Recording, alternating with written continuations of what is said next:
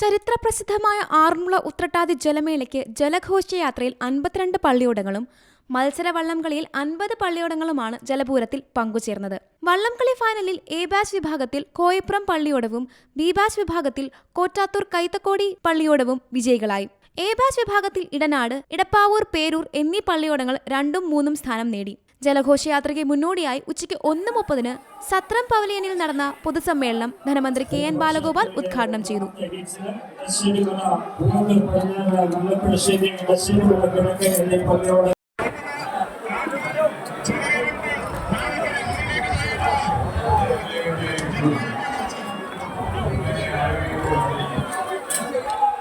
പക്ഷേ ഈ വള്ളങ്ങളെല്ലാം കൂടെ അണിഞ്ഞൊരുങ്ങി ആറന്മുളയിൽ ഇങ്ങനെ നിറഞ്ഞ് ആ നെറ്റിപ്പട്ടം പോലെ മനോഹരമായ അലങ്കാരങ്ങളുമായി നിൽക്കുന്ന ഈ കാഴ്ച കേരളത്തിലെ നിന്നല്ല ലോകത്തെ തന്നെ ഏറ്റവും മനോഹരമായ ഒരു കാഴ്ചയാണ് എന്നുള്ളത് സന്തോഷത്തോടെ അഭിമാനത്തോടും ഞാൻ പറയുക.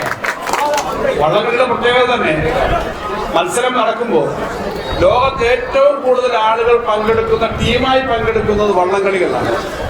100-അടുത്ത ആളുകൾ പങ്കെടുക്കുന്ന വേറെ ഒരു കൂട്ടമായി മത്സരിക്കുന്ന ഒരു മത്സരവും ലോകത്തില്ല എന്നാണ് എൻ്റെ അറിവ്.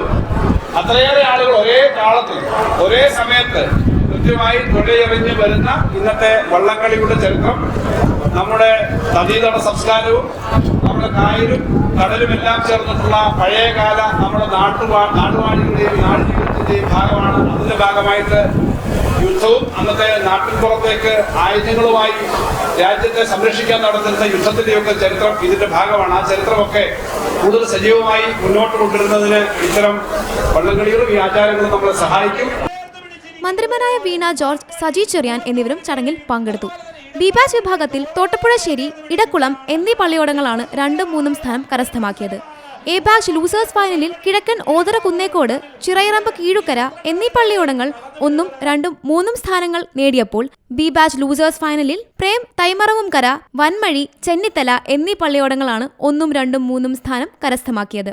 ആടയാഭരണങ്ങൾ, അലങ്കാരങ്ങൾ, പാട്ട് തുടങ്ങിയവ വിലയിരുത്തി നൽകുന്ന ആർ ശങ്കർ ട്രോഫി പൂവത്തൂർ പടിഞ്ഞാർ പള്ളിയോടമാണ് കരസ്ഥമാക്കിയത്. പള്ളിയോട സേവാ സംഘം പ്രസിഡന്റ് KV സാമ്പദേവൻ സമ്മാനദാനം നിർവഹിച്ചു.